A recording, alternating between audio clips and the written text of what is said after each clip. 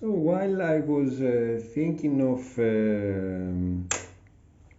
of starting to rebuild this part, which is the power supply, but I wanted to, oh, sorry, but I wanted to design it a little bit more, and I was checking the voltages, and look what I saw.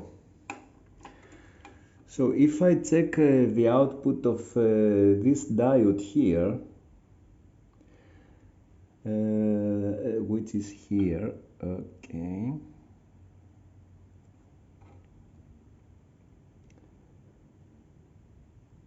No, this is the diode here. It's 25.5, let's say 26 volts, okay. According to the service manual, where is it?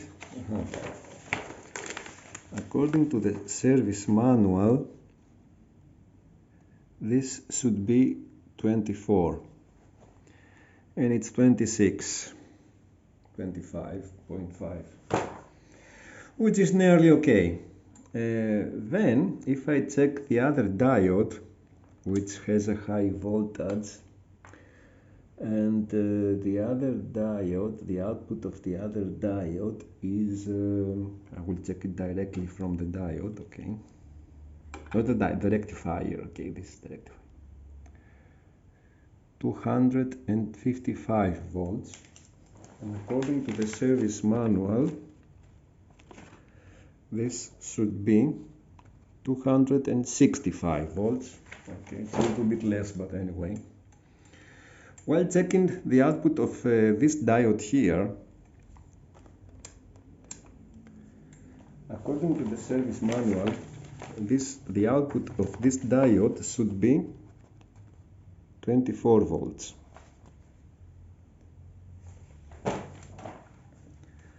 But the output is here,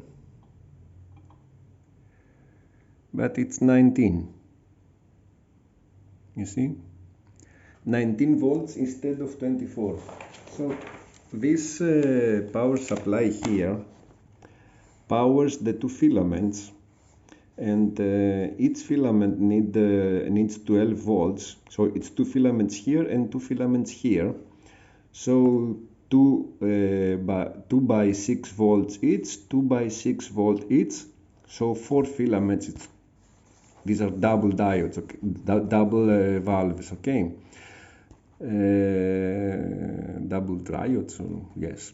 Anyway, so 4 times 6, it's 24. But I have, as we saw, 19.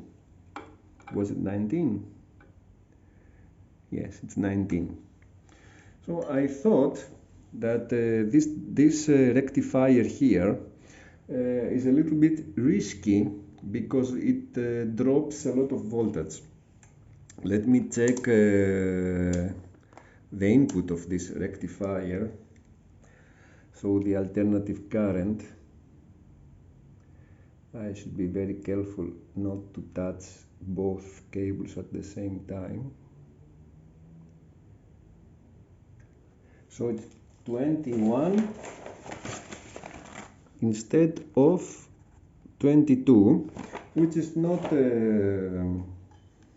it's not far from normal, because I have the input voltage of this machine configured to 240 volts, and the voltage here in Athens, it's something between 220 and 230. In fact, I can go right now and check it, because I have a voltmeter on my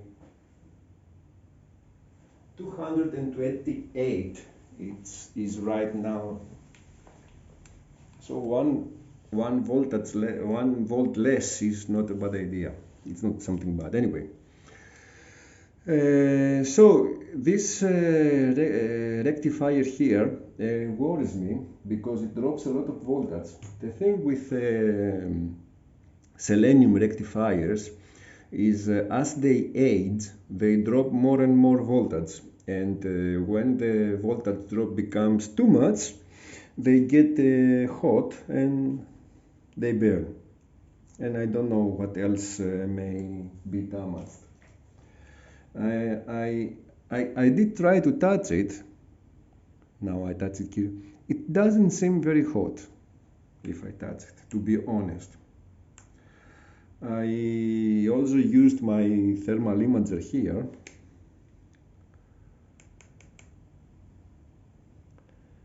I don't know if you can see it. I have to put the camera here. Okay.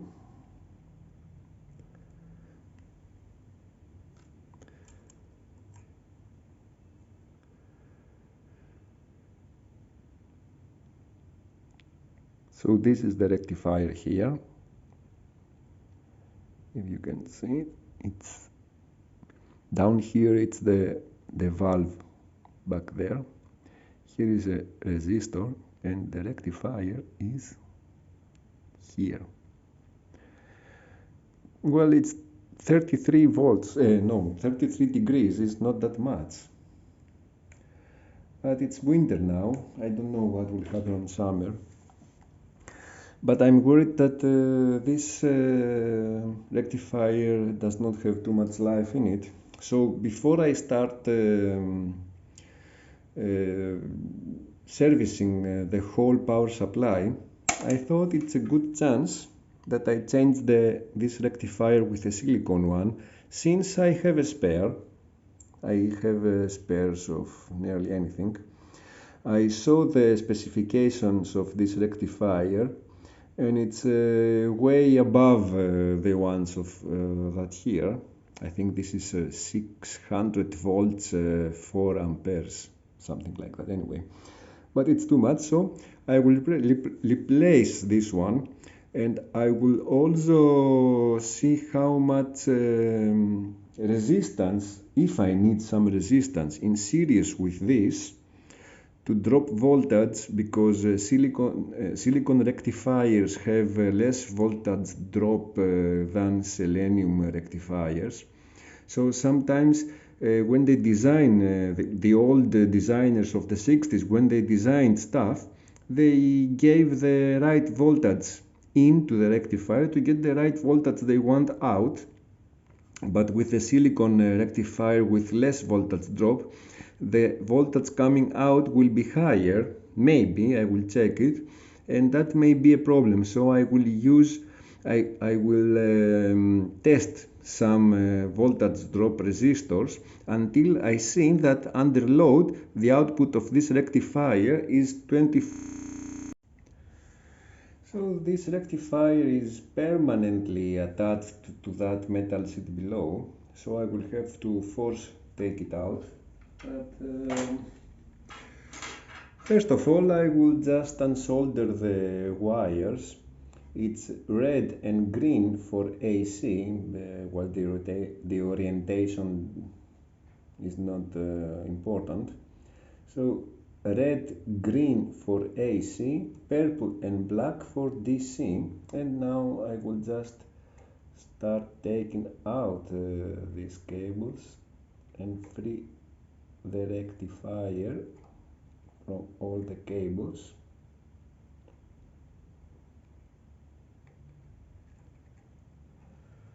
Black is out.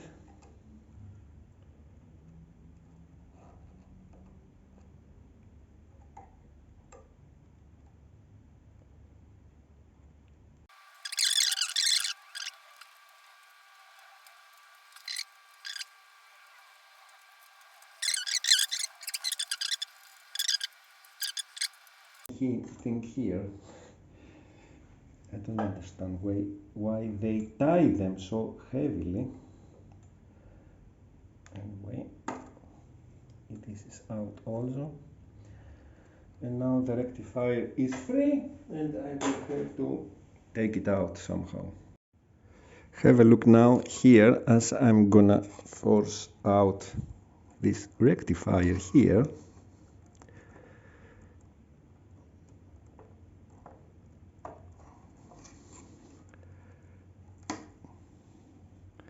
There it is. So this is our rectifier. and let's proceed with the new one.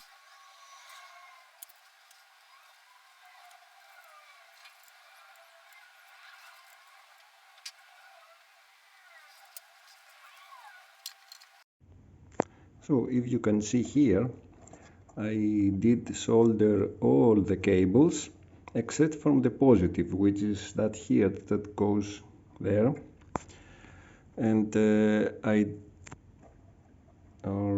that here, and I didn't solder this because I wanted to check the output voltages and be sure that I don't give more voltage than I should. So I will test here now some dropping resistors and see what output voltage I get. So here is first 220 ohms resistor, and I'm ready to fire it up. Let's be sure that don't have any shorts around here. I hope not.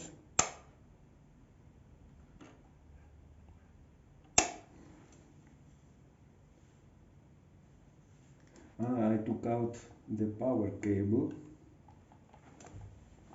Let me just put it back.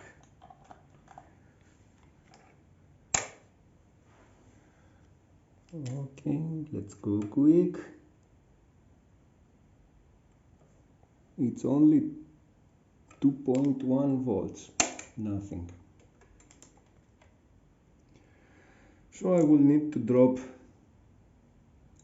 less. I will try once without any resistance, you see, like that. So I will try to be as quick as possible so that I see how much voltage we actually have without anything, and see how much voltage we want to drop.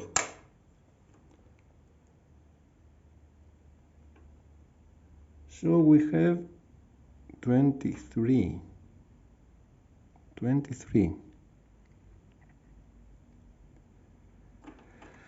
So okay, since our voltage the voltage we want here is 24, I guess 23 is okay, so we don't have to drop any voltage. We will just use this rectifier as it is.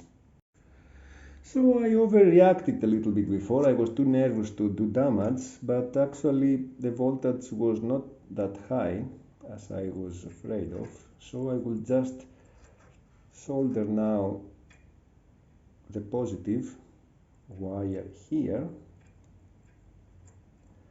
I'm sorry if I put my hands on the way in front of the camera, but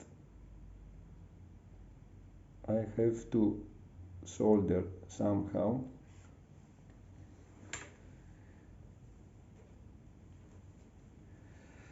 So that's all. I think that is resolved. I put a heat shrink on all cables going to the rectifier, as you might be able to see here, just to be sure that nothing goes bad. Now I will put the screw that I have here. I have here a screw that, as I saw, it could go directly into the hole that was before there. Anyway, you will have to improvise on this a little bit.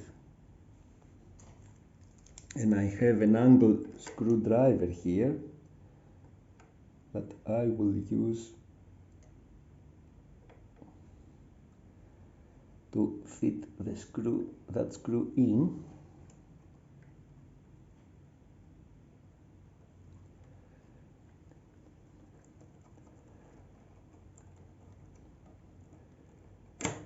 No.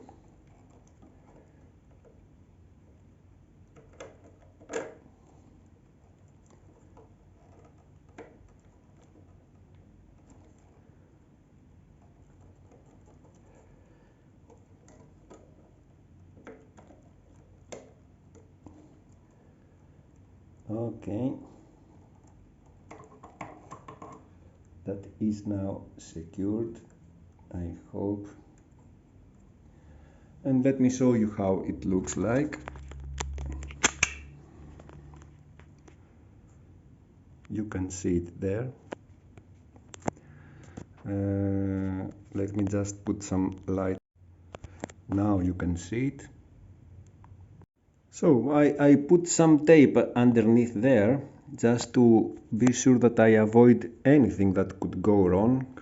Something touches something that shouldn't be touched. And I consider this finished. So this was perfectly. This is finished. One selenium bridge rectifier in there is replaced. So rest assured that you don't have to put a dropping resistor. The voltage does not go above 23.1.2 volts. So that is the case with my machine. So everything is simplified, and until I rebuild my whole PCB there for power supply, I feel more comfortable now using this machine. Bye bye.